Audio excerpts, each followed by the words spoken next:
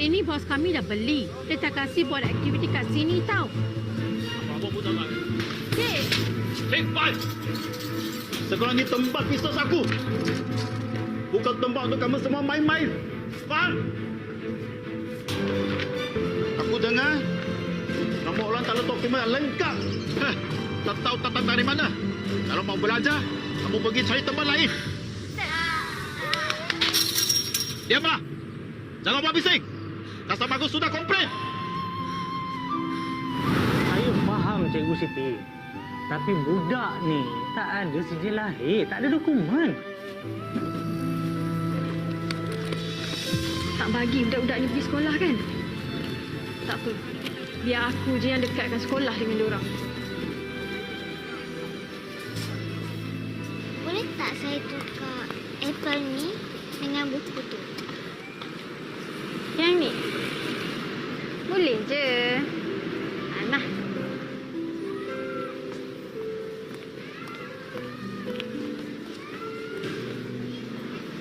Tak apa, awak simpan je apple tu, okey? Betul ke? Betul. Terima kasih, Kak. Okay, so A untuk? Apple. B untuk? Ball. C untuk? Cat.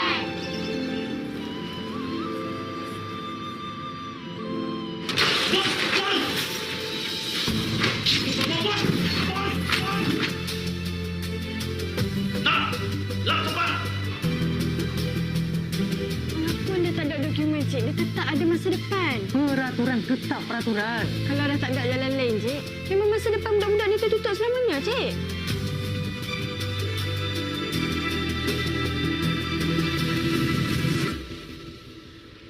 Budak-budak ni tak minta kemewahan. Dia cuma minta peluang.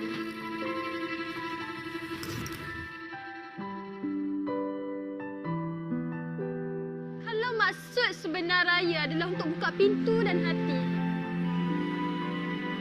inilah masanya tuan-tuan dan puan-puan. Untuk kita buka pintu untuk mereka ni semua.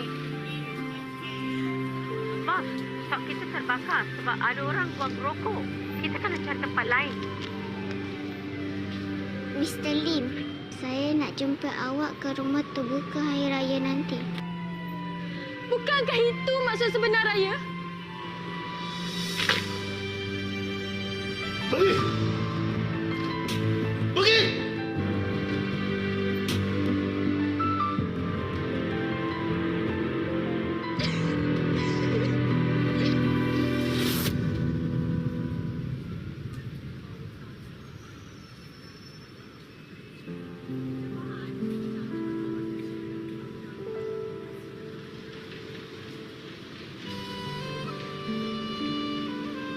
Dulu aku fikir sekolah untuk yang ada.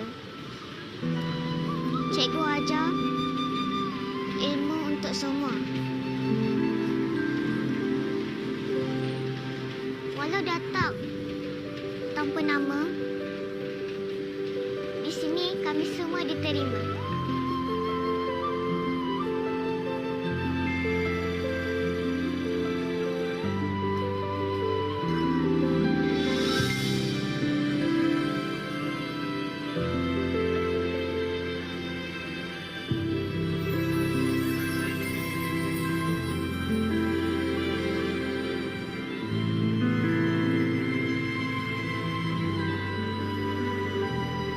Haji, bye-bye, bye-bye.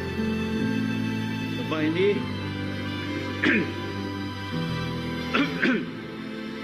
tempat ini nama orang pakai je.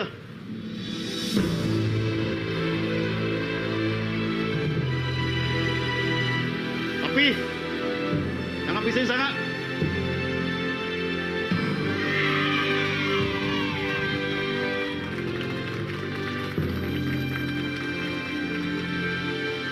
Cikgu nak awak ingat satu pesan cikgu, okey? Ilmu yang kita ada, kita kena kongsikan dengan semua. Tahun depan boleh tak saya ajar budak baru? Boleh. Terima kasih, cikgu.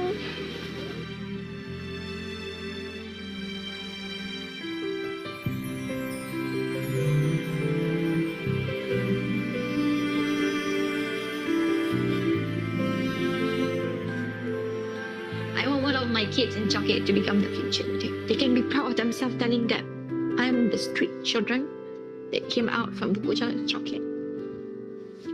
And I'm here to change humanity. I'm here to change how people live. Okay, done.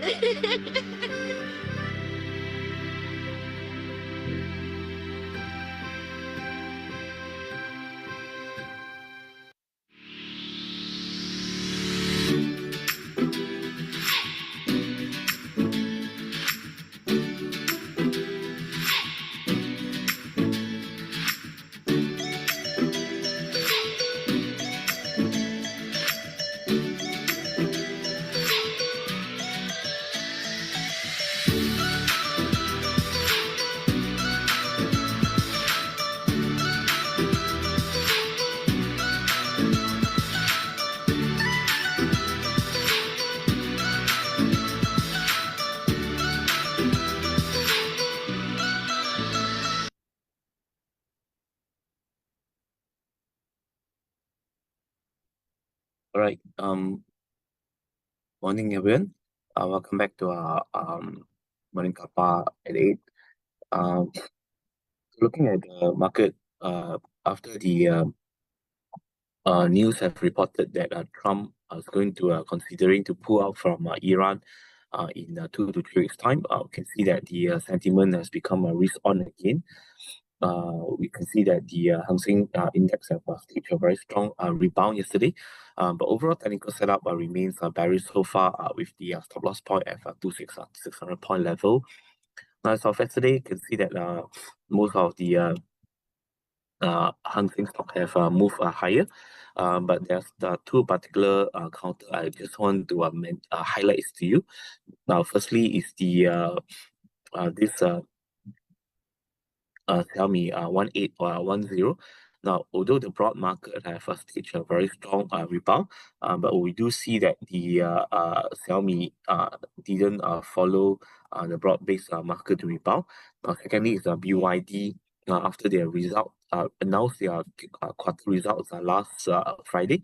The stocks also failed to move higher in tandem with the market. So these two counter in this broad-based rebound. These two counter do show a little bit of weakness, right? So yesterday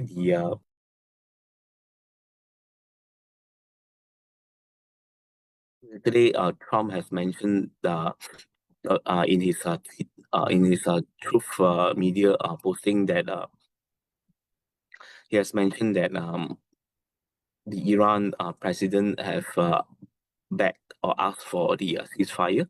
However, set the conditions that they have to open up the Hormuz Strait before negotiations be done. So we can clearly see that Donald Trump is actually looking at this Hormuz Straits currently. So apart from that, we also understand that he may give a speech regards the Iran war tomorrow, Friday morning at 9 a.m. But as we understand, Donald Trump pattern, right? He may change in a very fast period of time.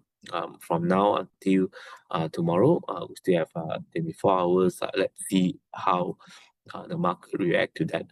Now, firstly, we do see that the oil have started to pull back, but right now still trades above the 90 US dollar. So we still keep bullish buyers on the WTI US oil until it breaks below the $80 this threshold, right? Apart from that, I also read that some of the market observer even though the war ended, right? The crude oil may not pull back even if the war have over. So that's actually have two school of thoughts right now. After the war over, the oil will come down, but to what degree?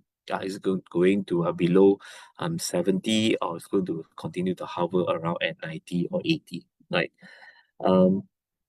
As for the US gold, you can see that the gold have staged a very strong rally, eyeing to break past the 4,008. I think this morning I saw that the gold have moved above 4,008. Right now, heading towards 5,000 level. So you can see that the gold price have been moving upwards steadily in the past, above the 20 and 50 days moving average, and recently, right, it have a bearish Marubozu, that's where it breaks the 4,008. So right now, the COMEX Gold is eyeing to cross above this 20 and 50 days moving average, and clearly 5,000 level is a very strong resistance for the gold price. So we'll stick to bearish trading bias until the gold climb above 5,000 level. Now, as for the E-mini Dow, right, it does have a rebound yesterday, but the upside movement still blocked by the 200 days moving average, and the resistance of 47,000 point remains intact. We still keep a bearish trend bias on the E-mini, right, until it breaks above 49,000 level. As for the US market, right, we do see a rebound yesterday. Sentiment have become more positive, but we have yet to see money going into the AI related stocks such as the Nvidia, right, the Google, right, or even the Amazon, Meta, right. The big counters are still very slow in motions, but we do see that memory counters like Micron, right, SNTK have a very strong rebound after a strong selling recently. Right, as for the Malaysian market, we still keep a bullish bias on the FKLI, and we can see that recent corrections FKLI, it bounced off the 1680, and this 1680 is where our stop loss point is. Right, for FCPO, it does have a mild profit taking yesterday, but so far we keep our stop loss point at 4,004, and we still keep a bullish bias on the FCPO, right, and now, if you think that the oil will actually comes back, the oil story haven't end, right? You can actually look at one counter, which is hibiscus petroleum. Based on the chart pattern and the price volume profile, you can see that the two ringgit is a very strong support level, right? I think that within this 1 or 2 weeks time, right, this hibiscus may stay above the 2 ringgit, but if breaks below 2, then on sentiment will turn negative on hibiscus. Now, secondly, if you think that the oil will actually move down, right, our market will actually have a normalize, right? Another counters that actually will benefit on the lower oil price would be AAsia X, right? Currently, it's actually trading below 1 ringgit and 27 cents, and you can see that from the price volume profile also show that 1 ringgit and 27 is a very strong resistance for AAsia X. If you manage to break above, right, then on it could test 140 and followed by 150. Downside support is at 1 ringgit and 15 cents. This was the report that we published last week. Then on today, we have a technical report on the Solar Vest that about to break 2 ringgit and 40 cents. The break will leave Solar Vest towards 2 ringgit 60 cents and followed by 2 ringgit and 80 cents. Downside support is at 2 ringgit and 20 cents. Then on we have the Inari, which break above 1 ringgit and 35 cents. R1 is 1 ringgit and 45, and followed by R2, 1 ringgit and 55. Downside support is 1 ringgit and 25. So we have one pending breakout, Solar Vest, and we have one breakout stocks Inari.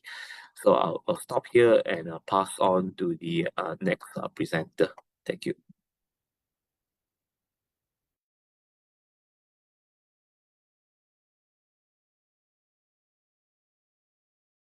Hi, good morning. So today we've got a report again on the plantation sector, just to talk a little bit about what's happening with the sector, and also I guess some of the sensitivities with CPO prices, and share prices as well as earnings. So So, just starting off on the fact that if you look at what's obviously the CPO prices have continued to stay quite strong.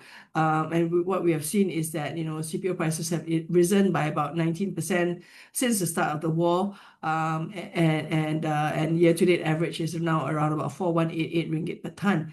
Of course, it hasn't spiked as much as crude oil prices, which has increased by 46%, but the correlation is still very strong. And of course, the repercussions of that would be, the possibility of higher biodiesel mandates, not just in Indonesia, but globally. So in the US, we've already seen the US EPA finalizing and increasing their renewable fuel requirements for 2026 and 2027. So the overall requirement is increased to 25.82 billion gallons from previously 24.02 for 2026. And then to 25.98 from 24.46 for 2027. And if you look at the biomass-based biodiesel, which basically is the one that uses soybean oil, that has also increased now to 8.86 and 8.95 from 7.12 and 7.5 billion previously for 2026 and 2027. So what this means for soybean oil is that there will be a need to increase domestic usage of soybean oil in the US. And with this new mandate, the soybean oil demand would actually increase by about 1.8 to 2 million tons for 2026 from 1.3 million tons in the previously proposed mandate. So this news obviously has pushed soybean oil prices up in anticipation of stronger demand. And with this and the current large CPO soybean oil gap of $312 per ton, we could also see CPO demand rising. In Malaysia as well, there's also talk about implementing B20 biodiesel mandate again. Some politicians were saying that B20 will be cheaper than current market prices of diesel by about 20 cents per litre. And this is obviously due to the fact that the current POGO spread has now moved to negative territory, where palm oil is now priced below gas oil at about $345 per ton currently. So if you look at where we are today in Malaysia, currently we have a B10 mandate, and the B10 mandate uses about 1.3 to 1.4 million tons of CPO, while a B20 mandate would actually utilize double that amount. Besides Malaysia, and of course we talked about Indonesia yesterday, other countries like Argentina and Thailand have also increased biofuel blends in the last month, where Argentina has moved to raise its ethanol blend to 15% from 12%, and is also exploring doubling up its biodiesel blend rate to 15% by 2030. In Thailand as well, the government has announced an increase in biofuel blend to 7% from 5%.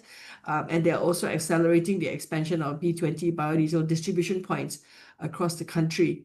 On the other hand, however, Brazil, which was supposed to increase their biodiesel mandate to B16 from B15 from 1st of March, they actually delayed the planned hike.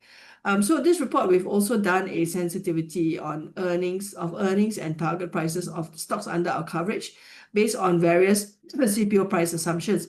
So you can look at this on figure 7 of the report, and you can see that where we highlight the blue shades or shaded areas, and that's basically where the current share prices are basically reflecting. So what we can see is that even at where we are today, even with the share prices having moved a bit up, in terms of Planters share prices having already moved up, we are still seeing that they're not really fully reflecting where the current CPO prices are, which are around about 4.6 to 4.7.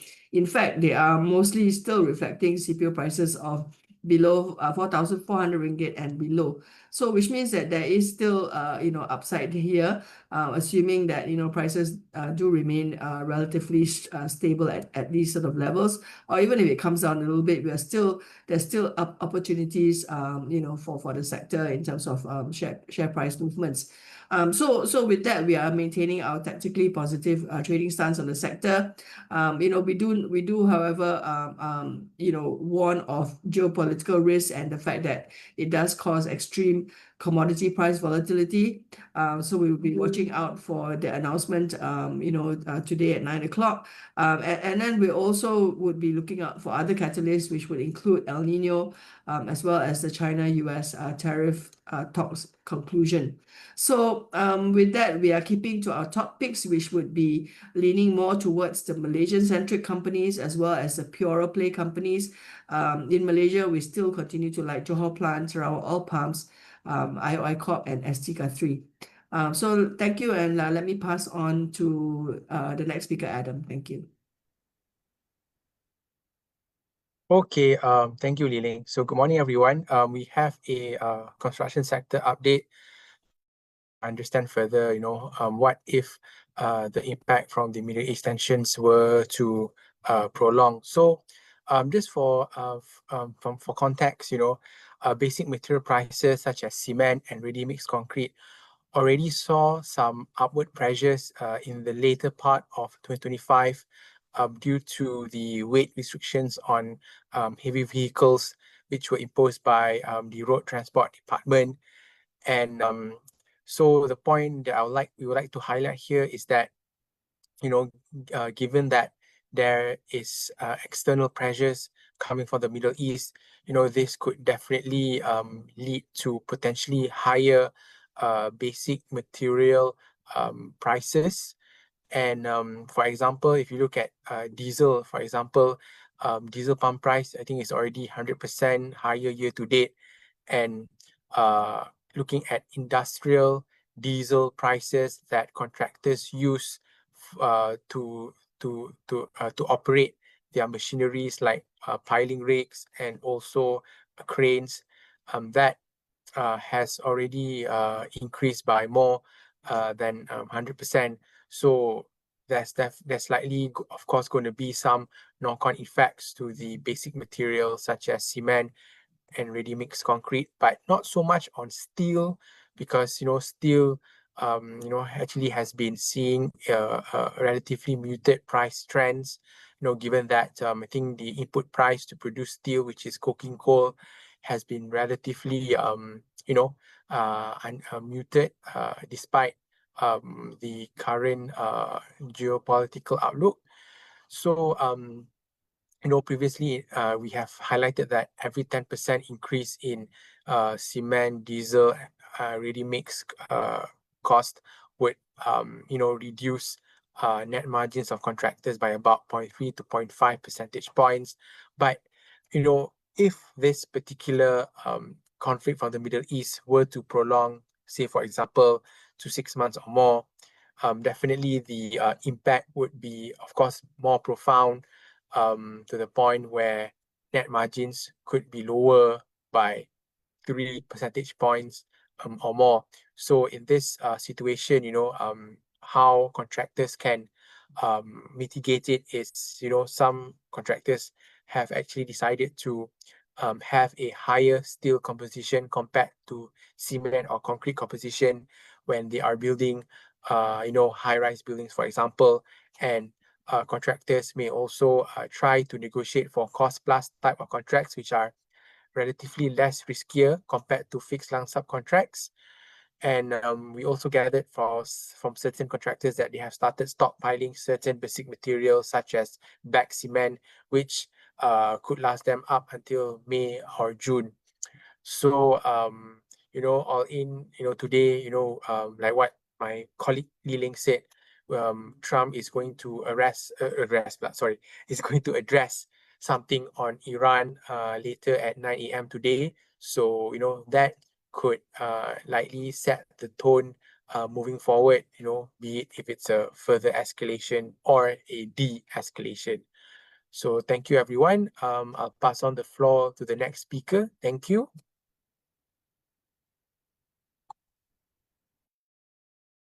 Okay, we'll go on next to a telecoms update. Just to flag that the MCMC, the telecoms regulator, has issued requests for proposals, RFPs, for the improvement of broadband and internet connectivity nationwide under Jendela Phase 2. Now, some of you may recall that JP1, which is the first iteration, was rolled out in 2020. It was completed in end 2022. and have actually met the targets in terms of fiber premises passed as well as mobile broadband penetration. So JP2 it's expected to take that number higher. Government is basically looking at 100% internet penetration in terms of population numbers. Number of fiber premises passed initially was at 9 million target. If you look at end 2022 under JP1, it has already crossed the 7.8 million number. As of end January of this year, fiber premises passed is at 9.82 million. So that number has already been achieved. So I think the target will be to continue rolling out mobile broadband access through East Malaysia through a variety of fit-for-purpose technologies. So if you look at the RFP pack, very technical pack there in terms of information, you have various targets to be achieved.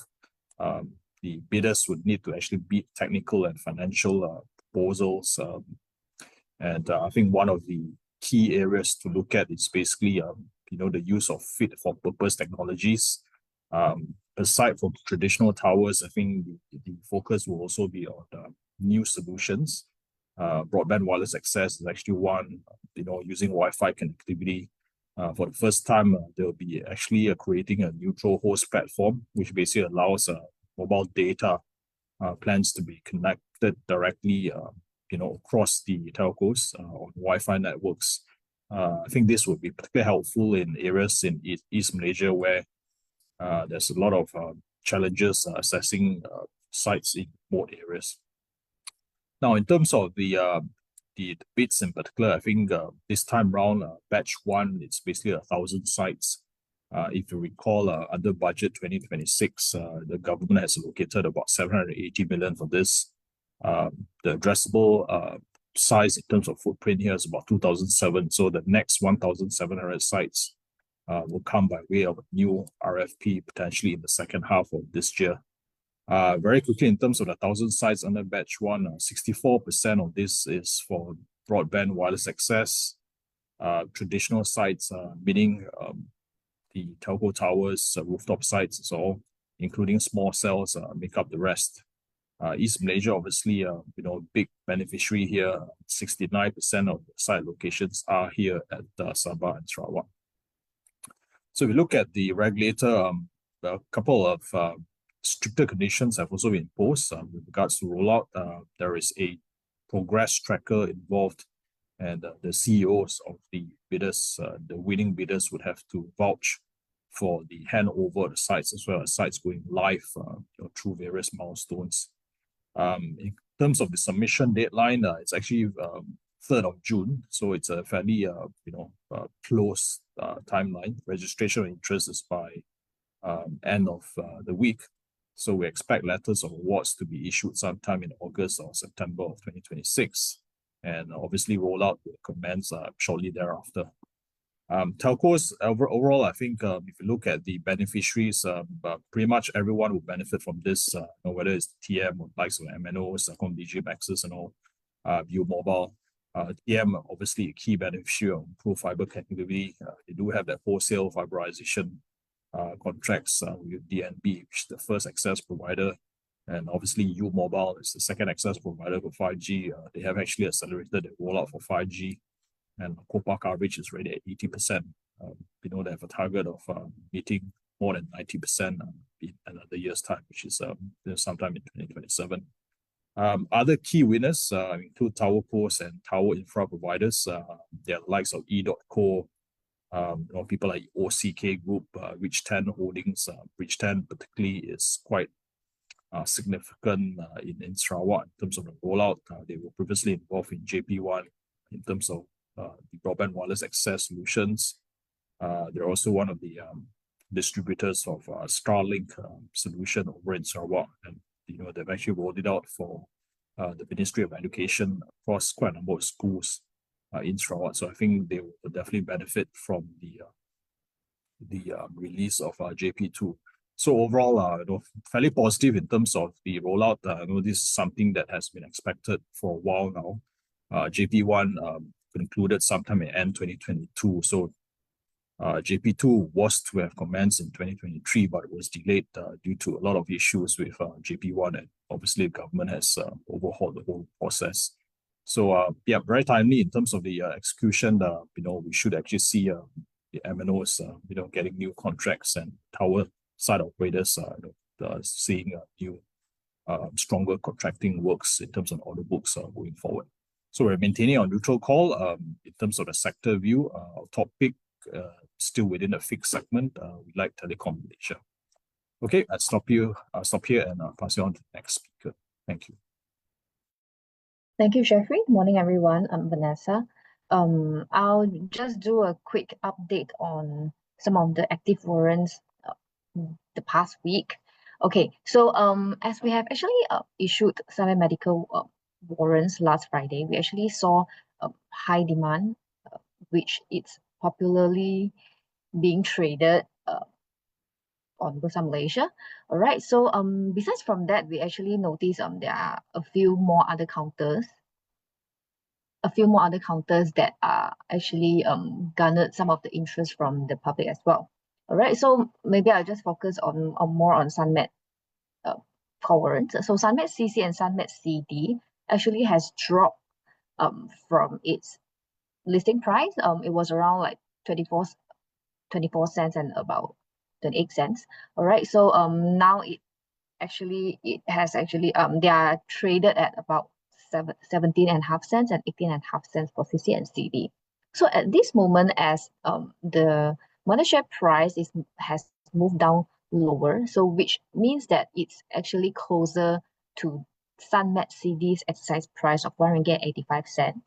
So if you are still bullish on it and you would like to get a little bit of leverage exposure, Sunmet CD would be one of the good options for you to explore with a sensitivity of 1.4 ticks. So sometimes you will see 1 tick, sometimes you will see 2 ticks of whipping points, and the effective gearing of 4 times. Right? But if you want to still focusing on a smaller capital outlay, then Sunmet CC around 17.5 cents will be suitable for you. However, looking at it, right, actually CD and CC, the differences is only like about 1 cent. Yeah, 1 cent difference. So it depends on you. See whether you would like to you actually prefer something that is less sensitive, so that you can actually set a stop loss at the lower metrics level, then to protect yourself from expanding the losses.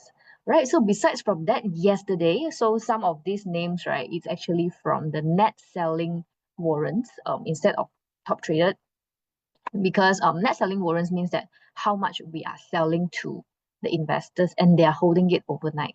Yeah, so we actually saw high net selling volume for SolarVest C2 yesterday. With an expiry date of 24th September, it actually has a very long tenure for you to trade. Right, so the exercise price is 2 ringgit 68 cents, which means now it's like, I mean, if the price is still 2 ringgit 39 cents at the opening, for example, it's still slightly out of money, means that the price is actually quite cheap at around 4 cents and 4.5 cents. Okay, so I mean, it will be clearer, more clarity will be given if you are using the live price matrix. So I'll show you later on. While for Plantation names, we actually saw JPGCP as the top traded for the past few days. The exercise price was 1.70 ringgit. So last week it was at the money, so 1.70 ringgit. And then this week, I mean Monday, Tuesday, Wednesday, all right, so it actually moved higher than 1.70 ringgit. All right, so the sensitivity is at 2 ticks with bid price, warrant bid price at around 8 cents, 8.5 cents of the ask price. It still gives you a very good gearing effect. Yeah, Jatiasa C12 and Gamuda C4I. All right, so I'll just do a quick one on the RHB warrants.